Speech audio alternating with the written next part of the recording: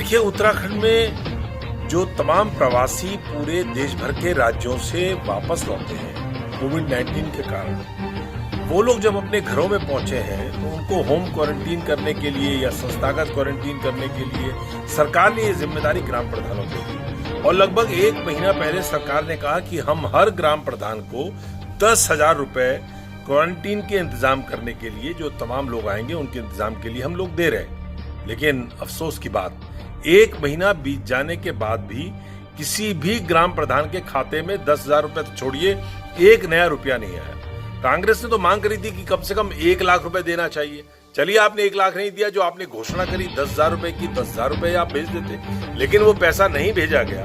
और गांव में जो तमाम प्रवासी आए हैं उनके क्वारंटीन की स्थितियां इतनी बदतर हैं, इतने हाल खराब हैं। गांव में बच्ची को सांप ने काट दिया क्वारंटीन सेंटर में और बच्ची की मौत हो गई नैनीताल के बेतालघाट में। इसी प्रकार से मुनि की रेती में खाने में भोजन में कीड़े मिले।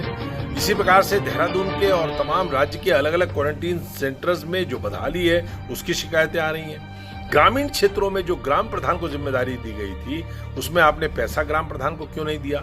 अब माननीय उच्च न्यायालय ने सरकार को निर्देश दिया है और इस सरकार की आदत बन गई है कि जब तक इनके कान नहीं हेठे जाते, जब तक हाई कोर्ट इनको लताड़ नहीं लगाता, तब तक ये किसी बात पर अमल नहीं करते। मैं समझता हूं कि सरकार को जो घोषणा करी थी 10,000 रुपए, वो तो देना ही चाहिए।